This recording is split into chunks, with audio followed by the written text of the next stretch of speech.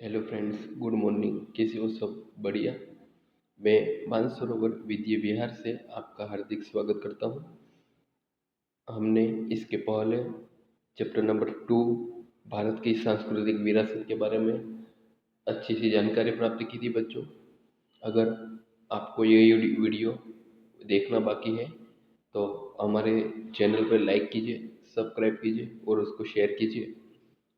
और जो तीसरा चैप्टर मैंने बताया था कि जो गवर्नमेंट ने 30% जो सिलेबस काटा गया है उसमें तीसरा चैप्टर नहीं पूछा जाएगा, इसलिए मैं डायरेक्ट चैप्टर नंबर 4 भारत की साहित्यिक विरासत के बारे में पढ़ने वाला हूँ और आपको अच्छी सी जानकारी प्राप्त हो ऐसी मेरी आशा है।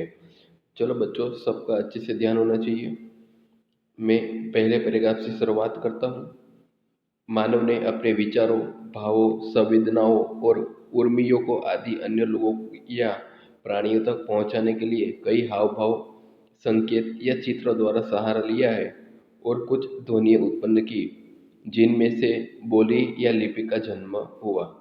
तो पहले पैराग्राफ में हमको यह समझाया गया है कि लिपि किसे कहते हैं या बोली किसे कहते हैं। कि मानव जो अपने विचार है, अपने भाव, अपनी संवेदना और अपनी जो उर्मियाँ हैं वो एक अन्य लोगों को तक पहुंचाने के लिए, अन्य प्राणियों तक पहुंचाने के लिए वो अपने जो हाव भाव, संकेत या चित्रों का सहारा लेकर कुछ ध्वनियाँ उत्पन्न करता है और जिसको हम क्या कहते हैं, बोली या लिपि का जन्म हुआ। देखो, इस लिपि ने भाषा का निर्माण का महत्वपूर्ण योगदान दिया। कालांतर में अपने विचार को अभिव्यक्त करने के लिए भाषा का उपयोग हुआ। इस भाषा के सृजनात्मक उपयोग से साहित्य का क्या हुआ, सर्जन हो गया। बराबर। हमने जो हाव भाव दिखाने के लिए जो लिपि ढूंढी, उससे क्या हुआ, भाषा का निर्माण हुआ। बराबर। और कालांतर मतलब समय बीतने पर ये विचारों को क्या हुआ, अभिव्यक्त करने मतलब एक दूसरे को बताने के लिए भाषा का जन्म हुआ। और इस भाषा में सृजनात्मक उपयोग से क्या हुआ, साहित्य का सर्जन हुआ। दूसरे पैराग्राफ में देखते हैं बच्चों। प्राचीन काल से भारतीय साहित्य और उसकी विविधता और विशिष्टता के लिए प्रख्यात है। भारतीय विद्वानों ने प्राचीन साहित्य को कितने भागों में बांटा है बच्चों? 2 भागों में बांटा। पहला है वैदिक साहित्य, दूसरा है प्रशिष्ट साहित्य। कितने प्रकार में बांटा गया बच्चों? 2 भागों में बांटा गया। पहला वैदिक साहित्य, दूसरा प्रशिष्ट साहित्य। इनके उपरांत कई लोक बोलियां मतलब लोक भाषाओं का भी क्या हुआ, रचित साहित्य भी प्रचलित था। बराबर। हम आगे देखते हैं तो कौन से जो साहित्य है, जो भाषा है, जिसका क्या हुआ था बच्चों, निर्माण हुआ था। देखते हैं भाषा और साहित्य। भारत के इतिहास पर दृष्टिपात करने पर यह पता चलता है कि सदियों से विविध भाषाओं का क्या हुआ है, उद्भव हुआ है। और उसमें भी आपको पता है कि हमारी जो देवनागरी लिपि बोली जाती है, मतलब कि संस्कृत भाषा, वो बहुत प्राचीन भाषा मानी जाती है। और जो संस्कृत भाषा से ही अलग अलग भाषा का क्या हुआ था, निर्माण हुआ था। इन भाषाओं में एक दूसरे का अपना प्रभाव डाला, जिससे भाषाओं के समृद्ध साहित्य में क्या आया, परिवर्तन आया। अलग अलग जो भाषा थी उन्होंने एक दूसरे पर अपना क्या डाला बच्चा, प्रभाव डाला। और भाषाओं क्या हुआ, एक समृद्ध एक साहित्य का में परिवर्तन आया। परिणामतः नई नई भाषाओं और उनके साहित्य के सर्जन हुआ। अलग अलग भाषा, अब भारत में देखते हो तो भारत में कई प्रकार के लोग रहते हैं, उनकी भाषा सबकी अलग अलग है और उनके साहित्य भी क्या है बच्चों, अलग अलग है। यही अलग अलग नई नई भाषा और उसका साहित्य का सर्जन पहले हो चुका है, जिसका उदाहरण मैंने पहले ही दिया कि उत्तम उदाहरण कौन सा है उसका, संस्कृत भाषा। वर्तमान समय में संस्कृत भाषा का उपयोग क्या कम किया जाता है, लेकिन धार्मिक कार्यों और पूजा विधियों में संस्कृत भाषा के क्या होता है, उपयोग होता है। आपको यह पता होगा कि महाभारत काल में या रामायण काल में जो भाषा का उपयोग होता था, ज़्यादातर कौन सी भाषा बोली जाती थी बच्चों, संस्कृत भाषा। और अभी के समय में जो हम बोलते हैं ना, आधुनिक समय में, ओके, हमारी जो संस्कृत भाषा है वो बोलने में कम हो गई है, खाली वो धार्मिक कांड करने के लिए, बराबर, और पूजा विधियाँ करने के लिए उसका उपयोग किया जाता है। देखते हैं आगे के पैराग्राफ में। सामान्य रूप से मनुष्य को अभिव्यक्ति करने के और अन्य की अभिव्यक्ति को समझने का उत्तम अवसर कौन देती है, भाषा देती है। बराबर, मनुष्य को अपनी अभिव्यक्ति मतलब अपने बारे में जो जानकारी देनी है या दूसरों से जानकारी प्राप्त करनी है या एक दूसरे को समझना है, तो उसके लिए उत्तम अवसर किसे माना जाता है? भाषा को। क्योंकि हम जो हाव भाव करने वाले हैं, जो आगे वाले को बताने वाले हो, किससे बोलेंगे? बोल के बताएंगे ना बच्चों। मैं आपको पढ़ा रहा हूँ, बराबर, तो ये क्या हुई? मेरी अभिव्यक्ति से आपकी अभिव्यक्ति तक जानकारी प्राप्त करना। बराबर, मैं बोल रहा हूँ हिंदी में, वो आप अच्छे से समझ रहे हो। बराबर, ये किस पे आधार है? ये भाषा पे आधार रखता है। देखते हैं आगे। भारत की प्राचीन लिपि कौन सी काल की मानी जाती है बच्चों? हड़प्पा काल की मानी जाती है।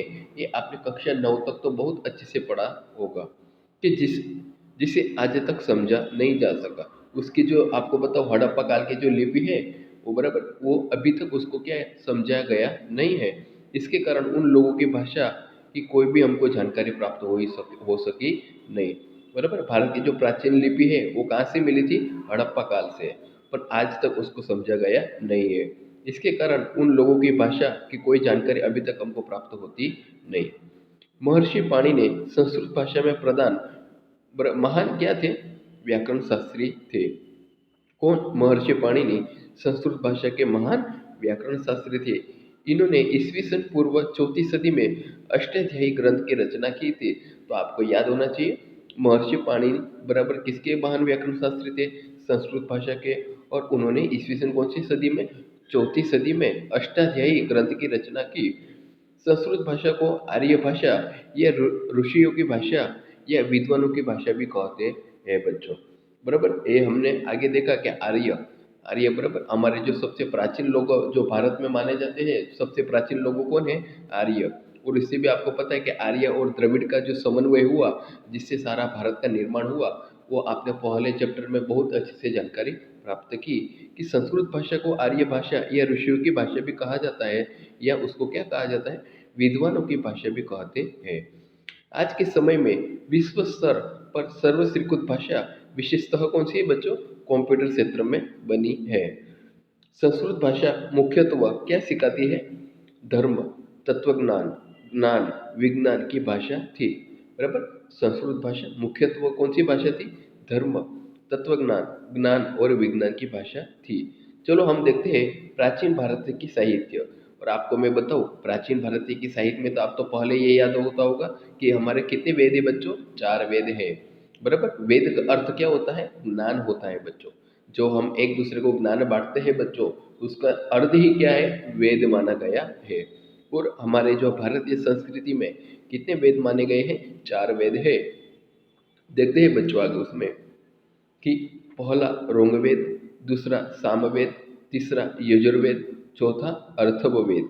कितने वेद हैं बच्चों? कुल 4 वेद हैं। पहला ऋग्वेद, दूसरा सामवेद, तीसरा यजुर्वेद और चौथा अर्थववेद। चलो देखते हैं। भारतीय साहित्य का प्राचीनतम ग्रंथ ऋग्वेद है, जिसमें कुल कितनी? 1028 ऋचाओं का संग्रह किया गया है। यह आपको याद होना चाहिए कि भारत के जो प्राचीनतम ग्रंथ 4 में से कौन सा माना गया है? ऋग्वेद को माना गया है, जिसमें कितनी?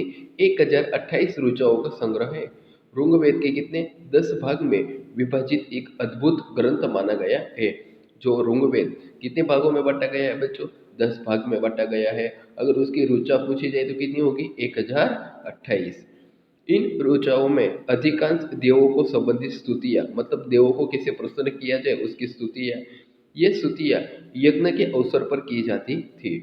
उनमें से उषा, मतलब आपको पता है उषा का समानार्थी शब्द क्या होता है बच्चों? जो सुबह होती है उसको हम उषा कहते हैं, को संबोधित करने वाली स्तुतियों को अत्यंत मोहक है। यह ग्रंथ सप्त सिंधु, मतलब 7 नदियों का जो आपको माना गया है ना, 7 नदी, इसको सप्त सिंधु कहते हैं बच्चों, कि प्रदेश में निवास करने वाले आर्यों की राजनीतिक, सामाजिक, धार्मिक और आर्थिक स्थितियों का क्या करता है?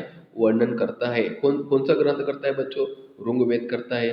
तो पहले पॉइंट आपको क्या याद रहना चाहिए कि ऋग्वेद प्राचीन ग्रंथ है। उसमें क्या है? 1028 ऋचाओं का संग्रह किया गया है। और कितने भागों में बांटा गया है बच्चों? 10 भागों में बांटा गया है। और उसमें अधिकांश देवों को, जो देवों की स्तुतियाँ के बारे में जानकारी दी गई है। बराबर, वो कहाँ का ग्रंथ है? वो सप्त सिंधु प्रदेश में जो निवास करने वाले आर्यों के राजनीतिक, सामाजिक, धार्मिक और आर्थिक स्थितियों का वर्णन करता है। देखो आगे, ऋग्वेद के बारे में बाद दूसरे 3 वेदों की रचना की गई, जिसमें सामवेद की रचना ऋग्वेद की ऋचाओं का क्या करने के लिए, मान करने के लिए किया गया है। बराबर, सामवेद मतलब क्या होता है, गीतों का भंडार। बराबर, जो ऋचा दी गई है उसको कैसे गाना है वो कौन से ग्रंथ में बताया गया है, सामवेद की रचना में। ऋग्वेद की जो ऋचा है अलग अलग, उसको कैसे गाना है, उसका मान कैसे करना है, उसके लिए किया गया है। ये श्लोक राग और लय के साथ गाए जाते हैं। उस अतः उसे क्या कहते हैं, संगीत की गंगोत्री कहते हैं। तो आपको यह याद होना चाहिए कि संगीत की गंगोत्री किसको कहते हैं, सामवेद को संगीत की गंगोत्री कहते हैं।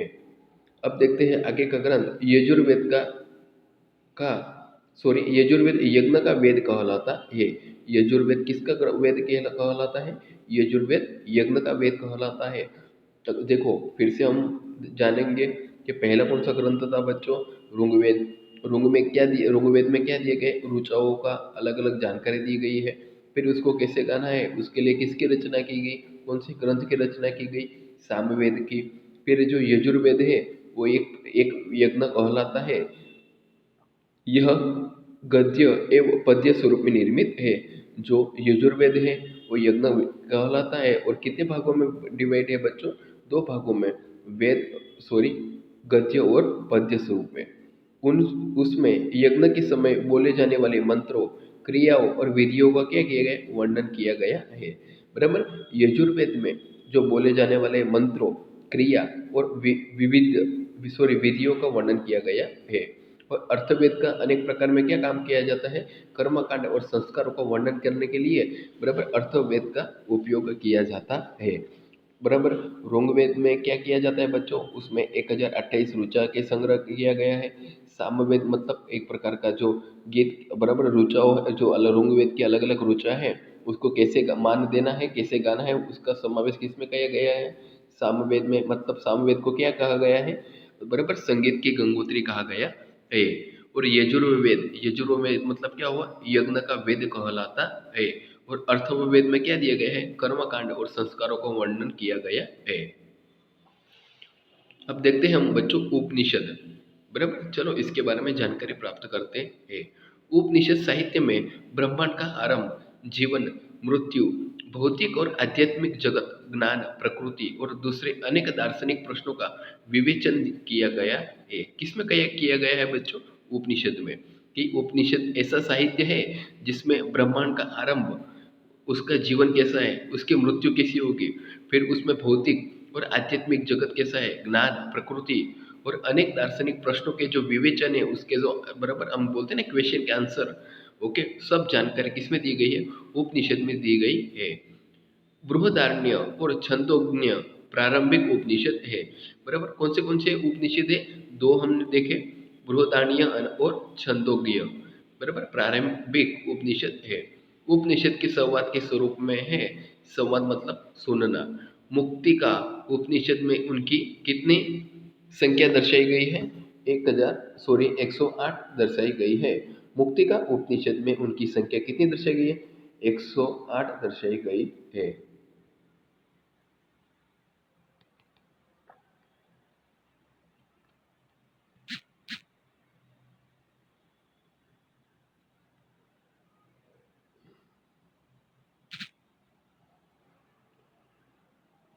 देखते हैं अब ब्राह्मण ग्रंथ।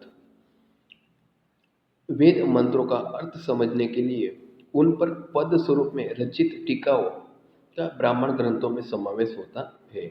इनमें अलग अलग यज्ञों और उनसे संबंधित विधियों के लिए क्या मार्गदर्शन दिया जाता है। देखो बच्चों, ब्राह्मण ग्रंथ वेद और मंत्रों का अर्थ समझने के लिए उन पर पद स्वरूप रचित टीकाओं का ब्राह्मण ग्रंथों में क्या किया गया है, समावेश किया गया है। जो हमारे वेद वेद है उसके जो मंत्र हैं, बराबर, वो कैसे स्वरूप में है और कैसे समझने हैं उसका अर्थ, वो अर्थ समझने का काम कौन करता है, ब्राह्मण करता है। इसलिए उसको ब्राह्मण ग्रंथ का में समावेश होता है। इनमें अलग अलग यज्ञों और उनसे संबंधित विधियों के लिए क्या दिया गया है, मार्गदर्शन दिया गया है। अब देखते हैं आरण्य। आर्य अपने जीवन का अंतिम समय अरण्य में बिताते थे। अरण्य मतलब हम क्या बोलते हैं बच्चों, वन बोलते हैं ना। अरण्य में व्यतीत करते थे। वन अथवा अरण्य में आश्रम बनाकर चिंतन करके साहित्य की रचना करते थे। तत्व ज्ञान से भरपूर साहित्य को क्या कहते हैं? आरण्य कहते हैं। अगर आपको एक क्वेश्चन मार्क में क्वेश्चन पूछा जाए कि आरण्य किसे कहते हैं, तो देखते हैं कि आर्य जो अपने जीवन में जो अंतिम समय में कहाँ रहते थे? अरण्य में, मतलब कि वन में रहते थे और वहाँ आश्रम बनाकर चिंतन करके क्या करते थे? साहित्य की रचना करते थे। और तत्व ज्ञान से भरपूर साहित्य को क्या बताया गया है? आरण्यक बताया गया है। आरण्य। इस साहित्य में कर्मकांड उपरांत ज्योतिष, व्याकरण और खगोल शास्त्र का भी समावेश होता है। आरण्य में किसका समावेश होता है? कर्मकांड, ज्योतिष, व्याकरण और खगोल शास्त्र का समावेश होता है। भारत के दो मुख्य महाकाव्य मतलब कि महाभारत और रामायण, ये तो आपने अच्छे से जानकारी, लॉकडाउन में बहुत अच्छी सी सीरियल वो आई थी और आपने देखी होगी और खूब अच्छी सी जानकारी आपको प्राप्त हुई होगी। जो हमारे धर्म है, जो हमारी संस्कृति है, जो हमारी विरासत है, उसके बारे में आपने जानकारी प्राप्त की होगी। तो ये दो हमारे कौन से ग्रंथ माने गए हैं बच्चों? प्राचीन ग्रंथ माने गए हैं। इन महाकाव्यों का वर्तमान स्वरूप में ईस्वी सन दूसरी सदी में प्राप्त हुआ। बराबर, ये कब हमको महाकाव्य मिले? तो ईस्वी सन दूसरी सदी में वो प्राप्त हुआ। रामायण में अयोध्या के राजा रामचंद्र की कहानी है। बराबर, तथा यह महाकाव्य महाभारत की अपेक्षा में क्या है? बहुत छोटा है। क्योंकि महाभारत में जो श्लोक है ना बच्चों, वो 1,00,000 श्लोक है। कितने हैं बच्चों?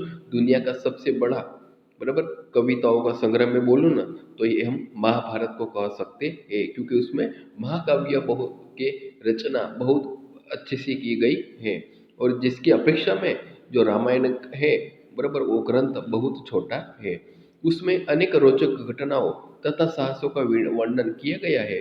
बराबर, किसमें किया गया है? रामायण में।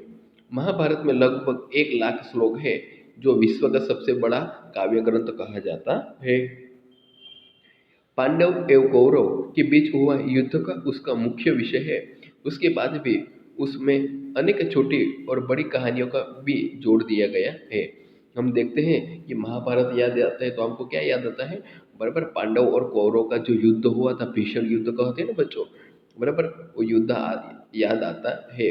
पर उसके वो एक प्रकार का मुख्य विषय था, किंतु उसके बाद भी अनेक अनेक छोटी और बड़ी कहानियों को इसमें जोड़ दिया गया है। महाभारत के श्रीमद् भागवत गीता का गहन दार्शनिक सिद्धांतों में क्या किया गया है? विवेचन किया गया है। महाभारत का एक प्रसिद्ध ग्रंथ हम माना जाए तो श्रीमद् भागवत गीता है, जिसका दार्शनिक सिद्धांतों में क्या किया गया है बच्चों? विवेचन किया गया है। उसमें मोक्ष प्राप्ति के कितने मार्ग हैं? 3 मार्ग, ज्ञान, कर्म, भक्ति का विवेचन किया गया है। अगर आपको कोई भी इंसान को मोक्ष चाहिए तो वो तीनों से, बराबर, 3 में से कोई भी एक अच्छा सा कार्य करे तो भी वो क्या? मोक्ष प्राप्त कर सकता है। जिसमें बताया है ज्ञान, हम जो अभी काम कर रहे हैं, आप जो पढ़ रहे हो, एक प्रकार का ज्ञान प्राप्त करना है, तो उसको भी मोक्ष माना गया है। और हम जो कार्य करते हैं, जो भगवान की भक्ति करते हैं, उसको भी क्या माना गया है बच्चों? मोक्ष माना गया है। देखते हैं आगे का पैराग्राफ बच्चों। रामायण और महाभारत दोनों महाकाव्यों ने सदियों तक करोड़ों लोगों को विचार और साहित्य सर्जन पर गहन प्रभाव डाला। भारत में संस्कार सिंचन का प्रेरक का कार्य इन दो महान ग्रंथों ने किया है, जिसका नाम है रामायण और महाभारत। ये दोनों ऐसे महाकाव्य है जिसने सदियों तक, तो अभी तक आपको पता है ना, जो पूरा प्राचीन काल तक और अभी तक के जो आधुनिक युग तक जो हमारे करोड़ों लोगों का जन्म हुआ, उनकी मृत्यु हुई, तब उनके जो विचार और साहित्य सर्जन पर क्या डाला है? गहन प्रभाव डाला है। भारत के संस्कार सिंचन का प्रेरक उनको कह सकते हैं। इस युग में संस्कृत भाषा में अत्यधिक साहित्य लिखा गया, जिसमें धार्मिक, लौकिक दोनों प्रकार के रचनाओं का समावेश किया गया। बराबर, जो इस युग में मतलब महाभारत और रामायण के युग में संस्कृत भाषा में अत्यधिक साहित्य लिखा गया, जिसमें धार्मिक और लौकिक दोनों प्रकार की घटनाओं का समावेश किया गया। पुराणों में आरंभिक वैदिक धर्म को समझाने के महत्व भूमिका निभाई। बराबर, पुराणों ने, जो हमारे पुराण है अलग अलग, उसने हमारा जो वैदिक धर्म समझाने का बहुत अच्छी सी भूमिका निभाई। इस समय के दौरान अनेक शास्त्र और स्मृति ग्रंथ भी लिखे गए। ये शास्त्र दो प्रकार के थे, विज्ञान और तत्वज्ञान।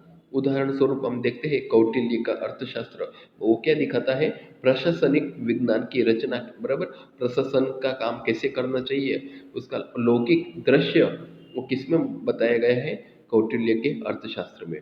विविध स्तर के गणित और अन्य विज्ञान संबंधी शास्त्र ग्रंथ भी लिखे गए। आपको यह तो याद है कि आर्यभट्ट ने ही शून्य की शोध की थी, जो भारत में हुआ था और आज से हजारों साल पहले की बात है। तो इससे हम बता सकते हैं कि हमारा जो साहित्य है वह बहुत प्राचीन है। स्मृति ग्रंथों में धर्म द्वारा अनुमोदित कर्तव्य, रिवाज और नियम दिए गए हैं। जो हमारे स्मृति ग्रंथ है उसमें हमारे कर्तव्य क्या है इस जीवन में आके, फिर हमारे रीति रिवाज क्या है और उसके नियम दिखाए गए हैं। देखते हैं बच्चों आगे के पैराग्राफ में, प्रारंभिक बौद्ध साहित्य, बराबर, पाली भाषा में लिखा गया। यह आपको याद होना चाहिए कि प्रारंभिक हमारा जो बौद्ध साहित्य है वो किसकी भाषा में लिखा गया, पाली भाषा में लिखा गया। इन साहित्य को 3 भागों में विभाजित किया गया, जिसको हम क्या कहते हैं बच्चों, त्रिपिटक कहते हैं, बराबर, जिसमें सूत पिटक, विनय पिटक और अधिम अभिम सॉरी अभिधम पिटक का समावेश होता है, बराबर। जो हमारा बौद्ध साहित्य है वो कित बराबर पाली भाषा में लिखा गया और उसके साहित्य में 3 भागों में विभाजित है। उसे हम क्या कहते हैं बच्चों, त्रिपिटक कहते हैं, जिसमें सुत पिटक, विनय पिटक और अभिधम पिटक का समावेश होता है। माना जाता है कि इनके अतिरिक्त भी बौद्ध साहित्य के अंत ग्रंथ, अन्य ग्रंथ लिखे गए।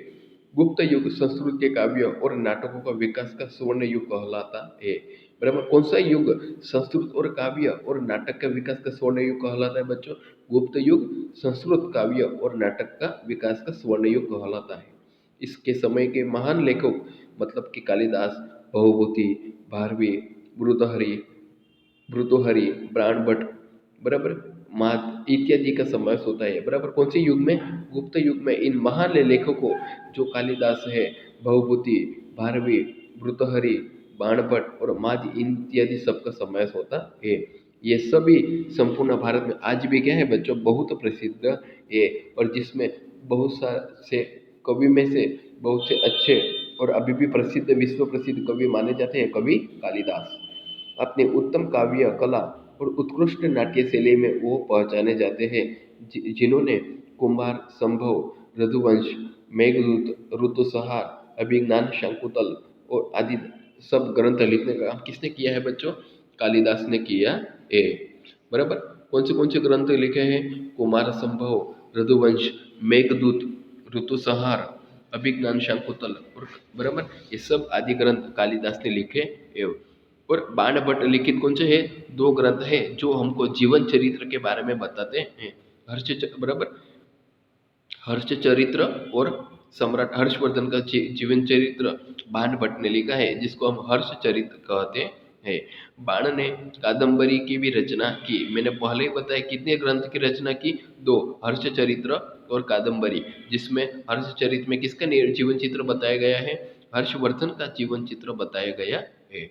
इस समय में अन्य प्रसिद्ध ग्रंथों मतलब भवभूति ने किसकी रचना की, उत्तरम, रामचरित और भारवी का किरात जूनियम, विशाखा दत्त का कौन सा है, मुद्रा राक्षस, शूद्रक का कौन सा है, मुचकटिकम और दंडी का कौन सा है, 10 कुमार चरित का समावेश होता है।